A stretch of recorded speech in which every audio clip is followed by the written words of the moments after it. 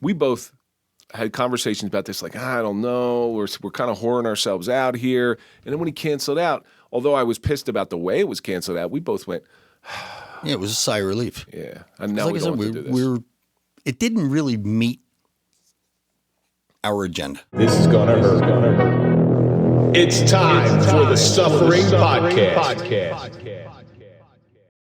You know, that's what this is about. You take these bad beats in life and you learn from them. But you know, we've been going through cancellations our whole life. You think about it. When you're a kid, your parents are going to say, oh, you know, we're going to go down the shore tomorrow, or we're going to go to Aunt Betty's house or something like that. All of a sudden comes up and the plans are canceled. What do you do? What do you do now? Right? And so we've been going through it our whole lives. I guess the life preparation for cancellations, it's okay. So we're not going down the shore this week. Everybody's off. Let's figure out what we're going to do. Kids, we're going down the shore tomorrow. You wake up the next day and it's raining. Yeah. Now you're not going down the shore. Now you got to figure out what to do. You got to figure out what to do. And you just got to figure it out. Yeah. Because there's two ways you can go. You can pull back and say, you know, we're done for today, or you can keep moving forward. And that's kind of what we do. You could sit on the couch like Al Bundy with a beer in your hand and a hand down your pants. Sounds good to me. Which is always good, but it's not productive. No, but Al. Not when you're paying for studio time. Al is a modern day sage. I learned a lot of stuff from Al Bundy. Yeah, like I said, I mean, you got to make do with what you got. You know, how do we avoid this? Like, if you came up with an idea of how to avoid a guest cancellation, do you think there's any way to do it? I don't think there's any way to do it. Listen, you could run your own life. You can't run someone else's life. I try to put things in place. And I've said this many times. When my original co-host, it canceled out on me, I got caught with my pants for like the two episodes? Like three episodes. I got caught, but it was the day, again, you talk about the major cancellation. It was the day before we were going to record. And I really wanted to do this. So I got caught with my pants down. That was in episode 9, what? No. Episode 9? Episode 9, hashtag episode 9. But I got caught with my pants down, and I swore in that moment never happen again. That would never happen again. So there's always something in the bank. There's always a way to adapt. After he bailed out on you, did you have a show next week? Yes, I did. I you know what I did? That was when I went in and told my shooting story. Yeah. And I went in there by myself. You had something to go off of. I had I remember exactly where I was. I was sitting on a spin bike. I was doing my morning exercises, and I get the phone call as I'm on the spin bike, and my wife's downstairs. I'm like, this motherfucker just canceled. Because I had a feeling it was happening anyway, but I didn't think he would do it the day before we recorded. I'm like, this motherfucker just canceled, and we were bringing our wives in.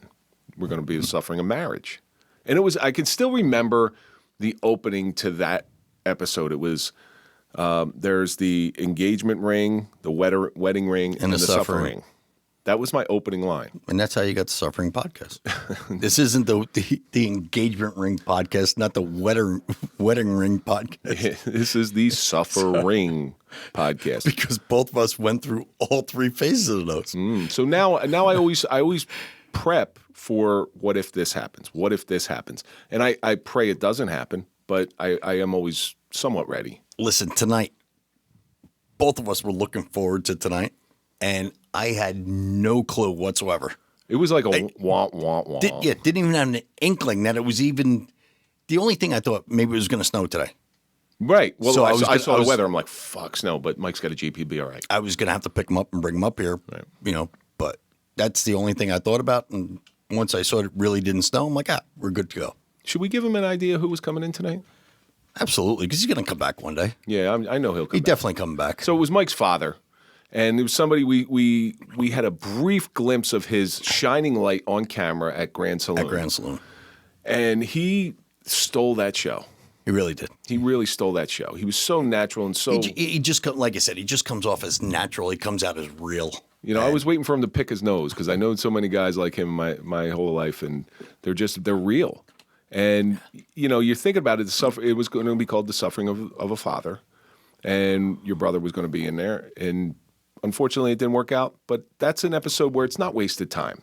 It wasn't right tonight, so it's going to be for another time. But it was a medical emergency. Again, I hate to say this, but it's a forgivable offense. It really is. I mean, you know, it wasn't a medical emergency with my father. No. My father did have a cough, and every time he talked, he'd cough right after. But the other person coming in was pivotal. Yeah. Yeah, so it didn't work, but it will work in the future. Yeah. So my father said that the other person canceled.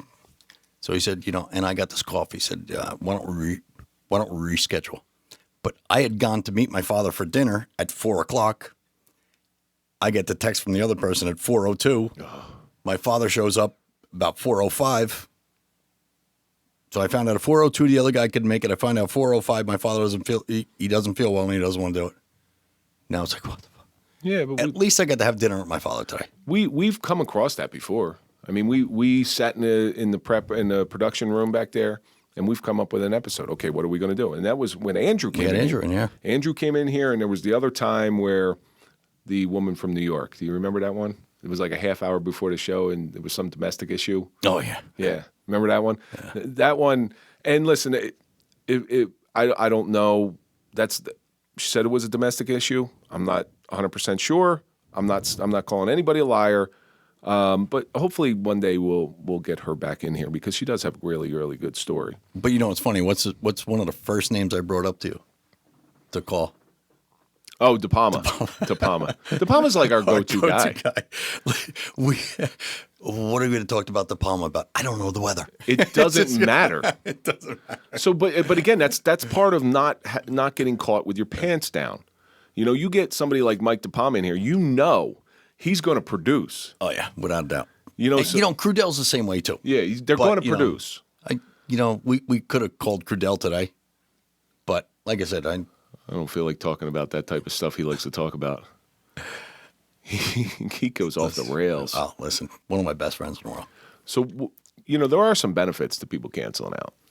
Like I said, we get to sit here and talk to each other. Yeah, there are some benefits. We've done these shows, and these shows between you and I have traditionally done pretty well. We talk almost not as much as we used to. I mean, we used to talk 5-6 times a day. Right.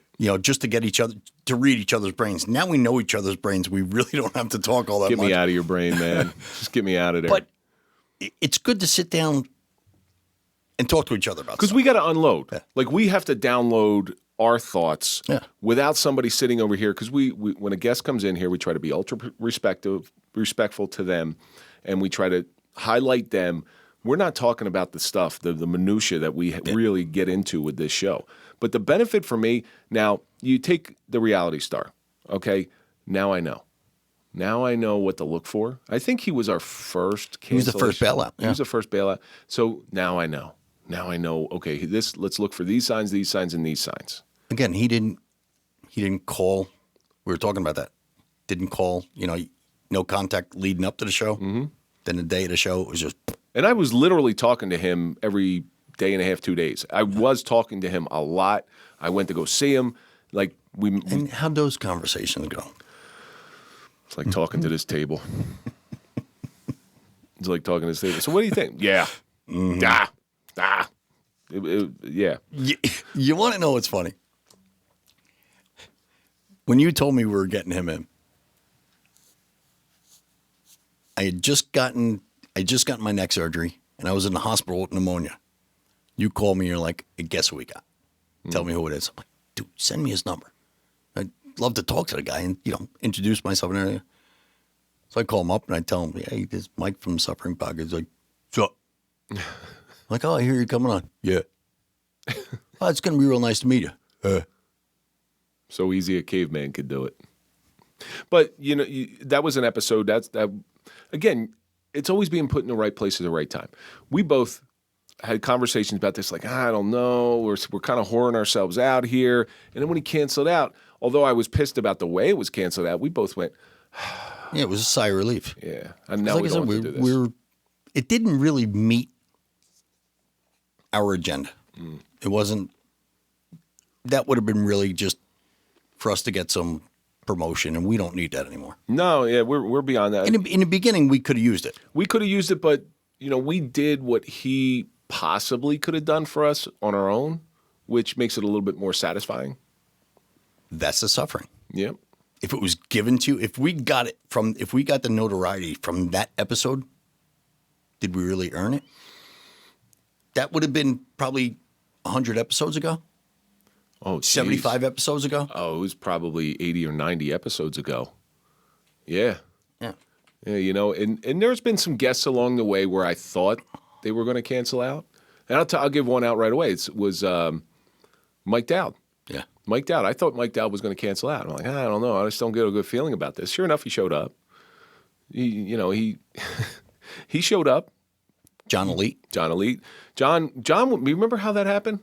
So John called us up. He told us he'd do the show. He goes, and he calls us up, hey, I'm in New York. You want to do the show? All right, let's do it. And I took off of work that day, and we did that show at about 3 o'clock in the afternoon. Kicked my wife out of her gym studio. I said, you're going. Oh, don't worry about it. This guy's, he's got some bodies under him, but he'll be all right. There's a lot of people I thought would have canceled. Yeah, and thankfully we haven't. We got a real good crew, and I think part of that's because we've gotten better at vetting people, not vetting their stories, but vetting them, their interests. Feeling them out. Yeah. Feeling them out and getting a feel for what they're all about. And we don't vet stories. No, but we vet people. We vet people. You know, listen, as former cops, we could read people. You get a good feeling. We've said it before. I don't have a good feeling about this person. Yeah. I don't want to say turned down people, but we haven't had people on that we just didn't have a good feeling about.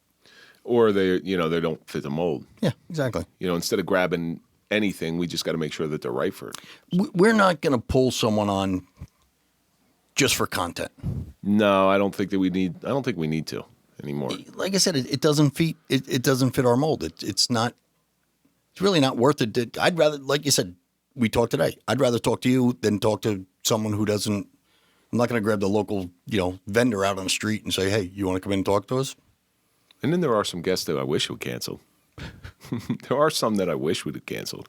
Now, you know what? I'm grateful for all our guests. I shouldn't say that, but there are more professional people sitting on the other side of the microphone, and it's not experience because I've seen people come in here and this is their first show that they've done, and they knock it out of the park. Your father, prime example.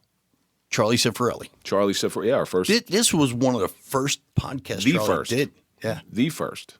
And when he came in the second time, we pulled up the pictures of him the first time and the second time, and he just became like a totally different person. Sitting taller. He's a very well-dressed man. And now he goes out and tells a story constantly. And wait till he recovers from what he's doing now, and he's got a hell of a story to tell now. No kidding. He's got more to tell. We are coming to the end of this thing. One thing I want to bring up in law enforcement, good cancellations. You're scheduled for a road job the next day, right? Mm-hmm. And it rains. Oh, yeah. You get 4 hours. Cancellation. Oh, that's a good one. We're canceling it. We're giving you 4 hours. You get to go home. We've had a couple. That's a great cancellation. Well, we get to do shows like this, and I do love doing shows like this. It's fun because I don't want to call it intimate because that's a Valentine. Thanks, Drew. Yes, you're welcome. You're welcome. Thank you for burning that one into my head. Yeah, no good. It goes right up there with one of those new words like aquadump. Aquadump. That will forever be in it. Thank you, Mike Turner. Thank you, Mike Turner. See, and that's one. Listen, I know it's not cancellation, but that's one of the great things about this podcast. The people we have met. Oh my gosh. And it doesn't matter who you are, how high you are in the pecking order. Like you said, Mike Turner, who's on national TV, he's a reality star. We had Kim D, reality star. They're just like friends. I told you a couple weeks ago in a restaurant that I hang out in, Kim D came walking in with, because she knows people that are hanging out there. She walked right past everybody, came up and gave me a hug. I just talked to her today. It's funny you bring her up. I just talked to her today. And I haven't talked to her in a while. But, she's got her fashion show. It's actually, by the time this airs, it's going to be over on February 8th. She does, her posh fashion shows. Listen, Mike, we're coming to the end of this thing here, and we've had numerous cancellations. What do you think it's taught you? Like I said, man, improvise, adapt, and overcome. We got to get through it. When you're in law enforcement and something doesn't go your way, you have to make it go your way. You have to get to the end of it. You got to get to the end of your shift. We have content we have to put out. If something is in our way, in law enforcement, you can't quit. You quit, you die.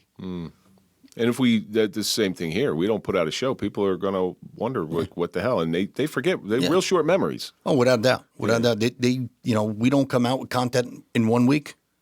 They may find another Hook onto another show. and never see us again. But our mission is also to not only just put out content. I know enough people to just throw out content.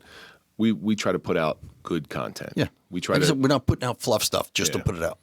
You know What do you think cancellation has taught you? So I think it's made me a better podcaster. I think it's, that if you went into a podcast studio and you knocked it out of the park every single time, it might lose its luster. It might not be as fun as it once was. And you certainly wouldn't be getting better in doing it. Once you hit a top level, you kind of stay at the top level, maybe. When you're down, you keep trying to reach that top level. You know what I'm saying? So we try to put out better content every week. In a lot of ways, when we first started, it was, I'm not saying it's not fun now, because there's just a whole bunch of different adventures now. But when we first started out and we were hungry and we wanted this and we were moving, I do miss those times. I wish we had video back then, too. Yeah, that was to see the fun. difference. We used to just sit there like this. Yeah, back. Now you get more comfortable in your surroundings. And You know what I miss about that? Wearing my glasses during the show. you know what I miss? Mandy.